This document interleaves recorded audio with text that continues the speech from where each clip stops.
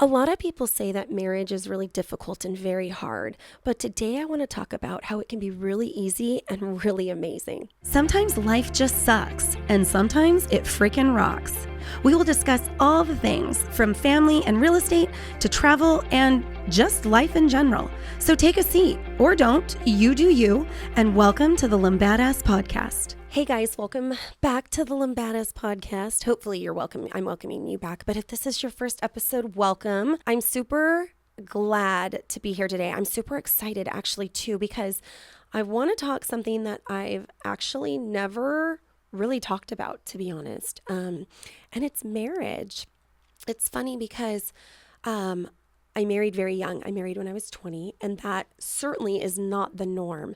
But I'm really glad that I did, because I think it gave me a lot of insight. And, I want to preface this whole episode by saying what worked for me might not work for you. But what worked for me has led me, in my opinion, to have a pretty damn good relationship with my spouse. And, my goal in life in general is to help anybody and everybody, whether that's with a teenager trying to get through summer school, it's helping somebody buy a home, it's encouraging somebody to get their dream job, be better in life, whatever it is, I really do strive to help people. So I never want to come across as though I know it all. I never want to come across, I am open. I really try to be open to new ideas and new perspectives, because I know that, as things shift and as things change and as we grow and mature, we come into different thought processes, and we learn from our mistakes that we make and stuff like that. So I'm going to be vulnerable and talk about marriage. I want to talk about what we think marriage is. And luckily for me, I had the best example of an amazing marriage. My parents love each other fully. And I have to tell you, when I was growing up, I had the privilege and not so much a privilege of never seeing my parents fight. I actually saw them get into an argument one time. I remember it vividly. I can't remember how old I was, but I want to say I was probably like 7 or 8. And my mom had come home from work. Somehow my dad beat my mom home. Usually my mom was always home first. And Grandma Sally was living with us at the time. So I was probably like around 8. And Grandma Sally was my dad's mom and one of the best humans on the face of this earth. And she raised 5 boys herself. And then my parents needed help with us kids. So she moved in with us for 3 or 4 years after my brother was born. And my sister and I were in school and stuff like that. So anyhow, my mom gets home after my dad and pulled into the garage. Well, my dad apparently didn't want her to do that. And so she pulled in the garage and gets out, and my dad was trying to pack us all up to get us to go out to eat. And I just remember him being irritated. He probably had a long day and all the things. He was irritated that my mom pulled in the garage. And you have to remember too, like back in the day, we didn't have cell phones. So like, he couldn't have said, hey, just keep the car running. I'm going to throw the kids in and we're going to go. So my mom's not a mind reader. My dad was pissed about that. And so she pulls into the garage and he gets pissed and he's like, forget it. We're not going to dinner. My mom's like, okay, well, reality is being the calm one that she is. By the way, this might sound like I'm dogging on my dad. I want it to be known. I might look like my mother, but I am my father's child. So even though it might seem like I'm dogging on my dad, we are cut from the same cloth. Like David will always tell me, stop acting like your dad. You're being like your dad right now. And it's funny. And him and my dad are best friends. So we mean this in the lightest way. Anyways, he's like, we're not going to dinner now. My mom's like, okay, well, I have to feed the kids, like reality, right? So she takes us to Burger King. Okay, so for all you Chino Hills people who are listening right now, do you remember where Bravo Burger is in Chino Hills off of Pipeline? That used to be a Burger King across the street or across the parking lot from Sizzler, okay? So my mom takes us to that Burger King. This was years ago, like the early 90s. And we got our little Burger King crowns and stuff, and we're sitting there with my mom, Grandma Sally. I just remember me and my sister. My brother had to have been there somewhere. And we're sitting there, and it was a quiet dinner, and my mom could probably tell, like, things were Like we were like freaking out a little bit. And my mom's like, "Are you guys okay?" And I said, "You're not getting divorced, are you?" And my mom was like, "Oh my gosh, no, we're not getting divorced." So I tell you that long whole story to set the tone for, I literally saw my parents fight, or not fight, but get into it, an argument or whatever. And it wasn't even really an argument. Like my mom just was like, "Okay, well, I'm sure in her mind was thinking Dad's being irrational. We're just going to go." So, but in a sense, it also set me up for, excuse me, it also set me up for not knowing how to deal with conflict in a marriage, or maybe even thinking that conflict in a marriage isn't all that normal. So it's funny, like you're damned if you do, damned if you don't, right? But I did have the best relationship because I, as an example, because I did get to see my parents communicate, and I did get to see how they did date night every Friday night. And we always had one of the neighborhood babysitters. They would come over and they would watch us. Like I vividly remember my parents doing certain things that really, affected the way that I wife to David, right? For lack of a better explanation. So when I was younger, I just thought it was two people who were in love and they did things together and they went on dates. And, sometimes they took the kids and went on vacation. And we always, we didn't grow up rich. We didn't have a ton of money, but we weren't poor either. So my parents worked, Monday through Saturday. And then, my mom worked Monday through Friday. And then my dad had to go to work on Saturdays, but he always got off early. So he was home usually by like 3 or 4. And then my parents would take us to Palm Desert for the night, or we had a pop-up tent trailer. And bless my mother, because homegirl would have that thing packed and ready to go. When my dad got home on Saturday, we would go down to San Onofre or San Clemente Beach. They'd set up this whole thing, and my mom would like make a London broil. And I remember thinking it was so cool because she would marinate it in beer. And I was like, ooh, like we're little and we're trying beer. By the way, I don't even like beer. So it's kind of funny now looking back, but it was so good. The best London broil. I just remember it being so good. And we would eat like right by the beach. It was awesome. And then they would pack that shit up on Sunday and we'd drive home. And it was crazy because one, I hate camping as an adult. It's just not my thing. I will do it because my kids love it and I will have a good time while I'm doing it too, but I would never choose to camp. And I know a lot of you would. That's great. It's really not my thing. The whole setting up the tent trailer or even a fifth wheel that you guys like, bless you. And for my mom to do that for less than 24 hours is incredible. So I saw what a great team and what a great dynamic they were. And it's funny because, as an adult in a real marriage, like that's not always how it is, right? Like there are arguments, there are snappy days, and it's hard too. I find that being married now for almost 21 years, we celebrate 21 years in November. I find that there's a lot of things now that I'm better at letting go of than I did when I was younger. I also do think that for me personally, getting married so young was the best thing I could have done. I feel that we really grew up together and we had so much fun in our early marriage years, even though we had kids right away, that even now, like, now that we're kind of getting to the point where I say done raising very loosely, guys, like, trust me, we're still raising kids, but it's easier for us to get away and do stuff like that. But I think the hardest thing, after being married for so long and stuff is just making sure that you're constantly on the right page. And, there are things that bother David that don't bother me. And there are things that bother me that don't bother David. And that is sometimes even hard to come to grips with, right? Like if I'm sitting here super upset about this one thing, I'm not understanding why he's not just as upset. And it's primarily because I'm a woman and he's a man. Like men generally, I'm using generalized statements here, people don't come for me, generally care about different things than women do. It's just the way it goes. So we had something earlier this week happen, not to either one of us, but just in general it happened. And David was much more worked up about it than I was. And I felt so bad. And so I got home from working and I went up to him and I gave him a big old hug and I said, "Are you okay?" And he goes, "I just feel da da da da da." And so he was telling me like how he was feeling. And I said, "I get it. This is why I don't feel that way." And so I was telling him, so, I think we've come to a point in our marriage where we're not trying to solve each other's problems anymore. David specifically really tries to, if there's a problem, let's just fix it and move on. Where I tend to be more like, this is the problem. It's just a problem. It's not something that necessarily needs to be fixed. I just want to talk about it. And he's like, no, we just need to fix it. I'm like, damn it. No, I just want to, like, it's not going to get fixed. I just have to tell you how I'm feeling. So I think a lot of times, like, that can be something that's difficult to get over too. So now I'm getting better at, and I do this with my kids too. So if I have any advice for you guys, I would just start off by saying, do you want me to just listen, or are you looking for advice? And if they say, I just need you to listen, then just listen.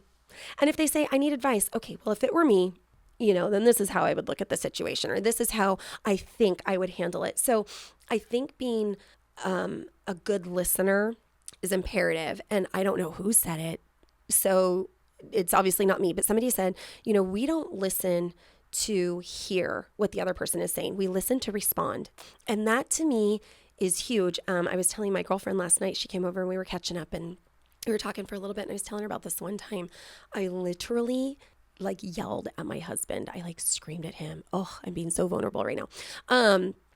Screamed at him. Now, I am not a yeller by nature. If I'm yelling, I am really pissed, really pissed off. I'm very direct and I'm very bold, but I'm not a yeller. It takes a lot for me to yell, including at my kids too. If I'm yelling, even David says, oh, mom's yelling, she's pissed. Where David's more of a yeller. He'll yell and scream and stuff like that, but it's not, what's the right word? It's not disruptive. I don't know how to phrase that. But anyways, so I literally yelled at him, and I'll tell you exactly what I said. I said, we had been going back and forth, and he was trying to solve a problem that was not going to get solved, and I just needed him to listen, and I didn't know how to communicate this to him. This was a couple of years ago. And I'll never forget it because of the way it made me feel. And I looked right at him and I screamed. We were in our office. We were sitting in our home office. He was at his computer. I was at mine, and I had gotten up because I needed to leave the room. I was so pissed. And I said, you know what the problem with you is? Sometimes you just need to shut the fuck up. And I screamed it. Our kids were not home, by the way, so no other ears were subject to this yelling. And I walked out of the door. And I remember the minute I did it, I thought, oh my gosh, my husband has never spoken to me like this. I have never spoken like that to my husband. And I felt so bad, but I was so mad. I was not in the space to apologize. So the next morning I got up and I went to work, and I had to show homes in Temecula. So I was on the 15 and I knew I had to drive. Temecula is about 45 minutes from my house. So I was driving and I'm like, I have to call him. So I called him and he goes, hello? And I said, hi, are you busy? And he goes, no, I definitely have time for you. What's up? And I started crying and I just said, I am so sorry. I will never speak to you like that again, ever. I said, that was so out of character for me. I just didn't know how to explain how I was feeling. And I was a mess. And he's like, oh my gosh, he's like, calm down. It's okay. And it wasn't okay, you guys. The reality of it was, you should never speak to your spouse like that ever. And, when I catch David saying something a little snarky or something that I don't like, I'm like, hey, treat me like I'm a friend. Because it's funny that we will sit here and we will shit on the people that we love the most, and yet kiss our friends' asses, or maybe not even kiss their asses, but we watch our tone with them because we want that relationship to work. It's almost like we take advantage of the fact that David loves me more than anybody else in this world. There is no doubt in my mind.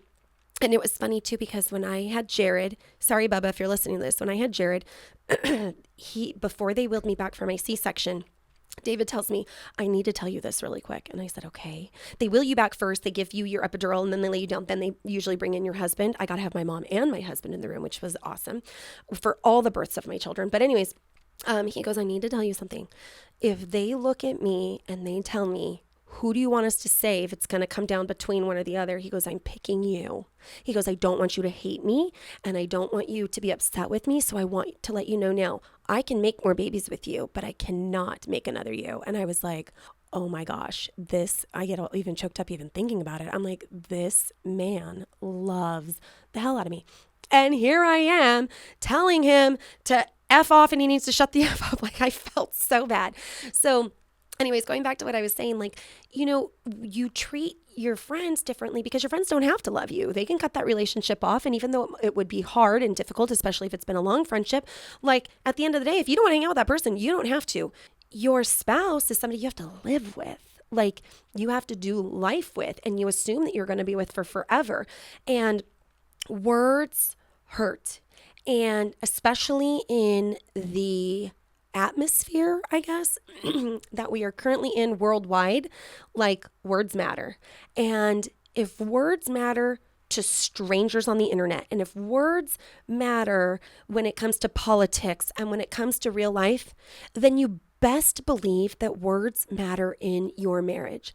So a big tip would be to make sure that you are watching your words, because at the end of the day, I don't think it's anybody's husband goal or wife goal to hurt their spouse's feelings. Like that's not the objective. The objective is to see where that person's coming from and to try to fix it. I remember telling David one time, hey honey, what you are saying, I hear, but we are attacking each other and not the problem. So let's start focusing on the problem instead of what you did versus what I did. And let's start attacking the problem. And once I start taking that approach, I have found that our communication has gotten better.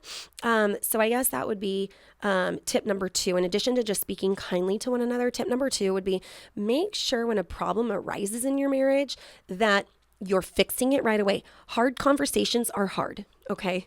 So if you're having a moment, you have to have that conversation. Otherwise, what happens is you let it go and you let it go and you let it go. And then finally, the smallest thing is going to set you off. So if it's something that might be a small deal, bring it up. Just mention it. Hey, really quick, I don't like the way you said that. Like, just make sure that you're saying things nicely or whatever advice that you can give in the most loving way possible, I think is huge. Rule number 3. Have date nights with your spouse. And ladies, your husband doesn't need to be the one planning them all. And gentlemen, your wives don't need to be the ones planning them all. And if you are in a same-sex relationship, then you guys need to take turns. I mean, it's literally the same thing. I was talking to a girlfriend one time and she was telling me, my husband's not all that great at creating date nights for us and stuff like that. And I said, that's fine. And a lot of times, men don't keep the schedule, right? Typically women keep the schedule. So if they want to do something, I don't know what we're doing. That's why I didn't plan anything. So wives, listen to them. If your husband or your spouse, it doesn't matter if it's male or female, if your spouse is telling you, well, I try to plan things, but I don't know when we're doing stuff, then hear what they are saying and give them a date. We're available on this date, and this date. Pick one of them. Let me know which one you're picking and you plan a date. It can be that way. If you want that romantic partner and they aren't romantic, teach them. You teach them what you want in life. You teach them what they want, what you want in bed. Why would you not teach them what you want in a date night? This is something so simple that can really enhance your relationship. So get it together and stop saying, I really wish my partner was a little more this, or I wish my partner was a little more that. If that's what you want, then help them be that person. That's all you have to do. So date nights are extremely important, whether you do it once a month, once a quarter, once a week, whatever your budget allows. And keep in mind too, when my kids were little, we couldn't afford shit. So my mom would come over, or we would take the kids to her, and then we would go back home and order pizza. And we would play Connect 4. I vividly remember playing Connect 4 at our dining room table. And God bless you. It's okay. I vividly remember playing Connect 4 or Yahtzee. Like we couldn't go out, like we couldn't afford to. And then we'd go back and pick up Jared and bring him back home. So babysitters are expensive too. I get that. Find another family that you love, whose kids you can stand for a couple hours, and trade off. It's literally that easy. Even if you get alone time in your house and you have a glass of wine and some sexy time, you guys, it does wonders for your marriage. Another tip that I have, talk about all the hard things. I've already mentioned this before, but the hard things. The biggest thing, in my opinion, that you can talk about is money. Where is it going?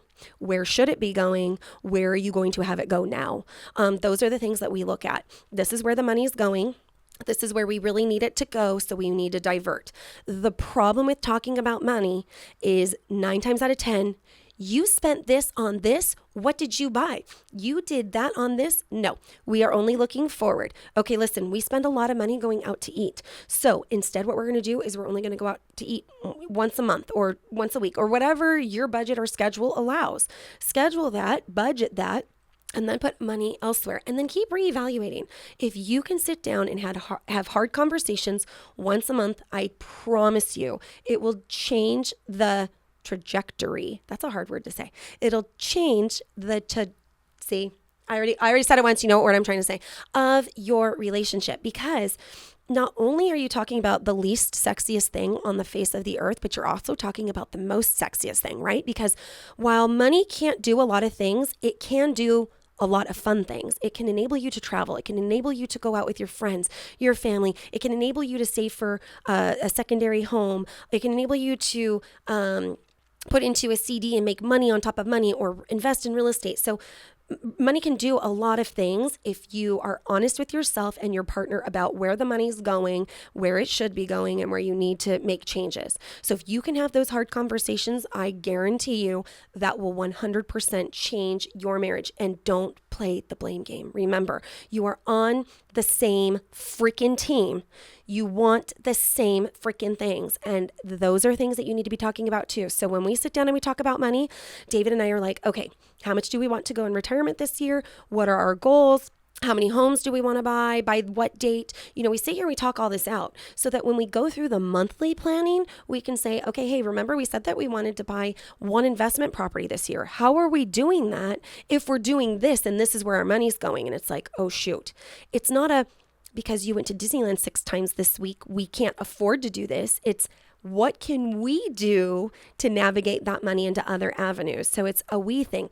If I'm spending that money, y'all, so is he. Do you see what I'm saying? I mean, he might not be doing it directly, but indirectly, absolutely. Because in our household, it's our money. It's not his money and my money. We've been together for too long, to be honest with you. And we didn't have shit when we got married anyways. So when we had it, it was like, let's put it together. We'll have a lot more. And that's kind of what's worked for us. So have those conversations, especially if you do your finances separately. My parents have been married for, I'm 41, 42 years, and they've always had their money, his money and her money. That works for them. Perfect. Do whatever works for you, but make sure that you guys are talking about those things.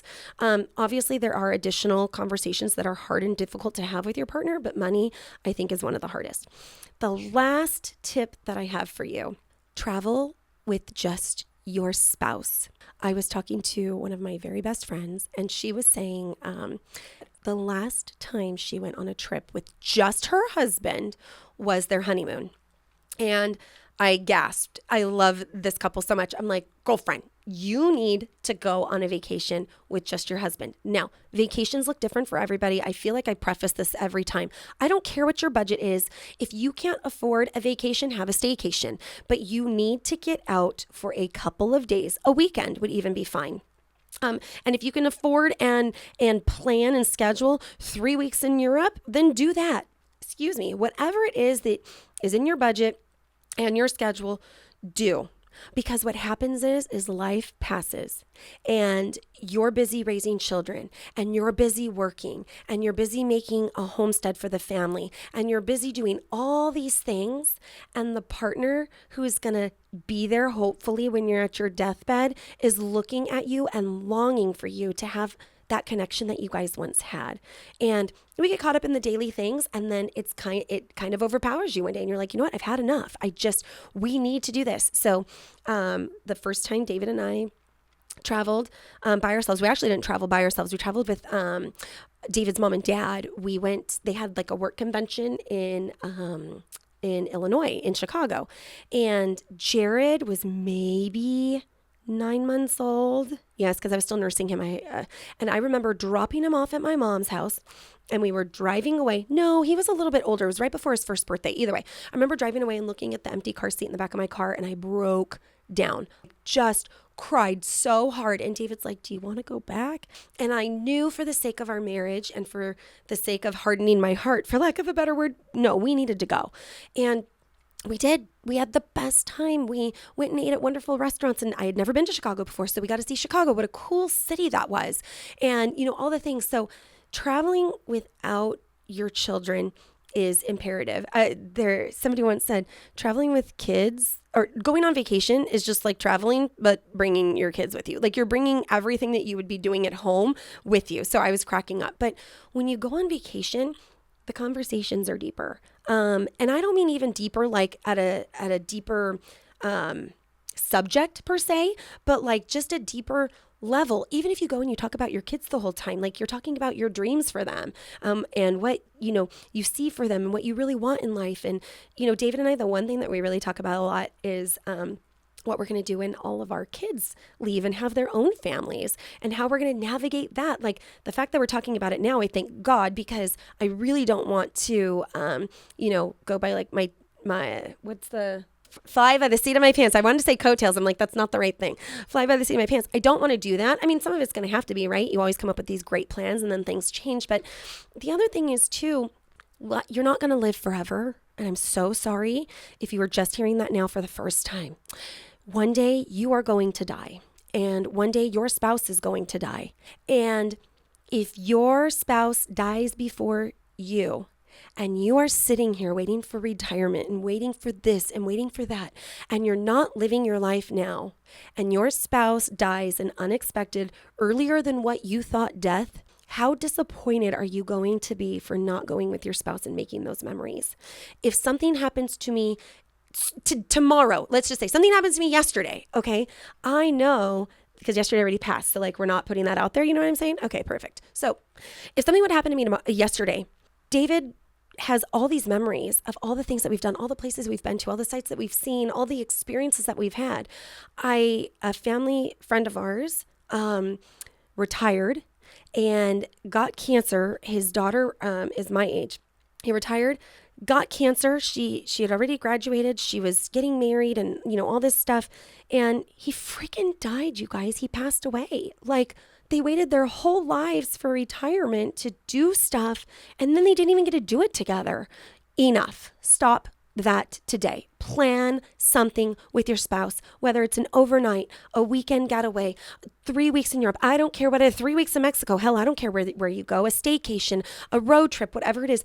Do that with your spouse when you're younger, because you guys can talk about the things that you plan and want to do when you get older. So those are 5 tips. I didn't even know I was going to give you 5 tips, but I think those are definitely things that have helped shaped who David and I are. We do get the compliment all the time that we have a great marriage, and we do because we work at it, and we love hard, and we fight hard too, you guys. Like, don't trip. He pisses me off, and I'm sure I piss him off. He's probably a little bit better at hiding it than I am, but he's very doubtful and very considerate of my feelings and my needs when it comes to listening to me and traveling and, all those things too. And so I have to be conscious of his needs too when it comes to the things that he enjoys and likes to do, date night and not taking my cell phone and, stuff like that. So if you're constantly thinking about how you can make the other person happy, you won't have to worry about your marriage going south. So I hope you guys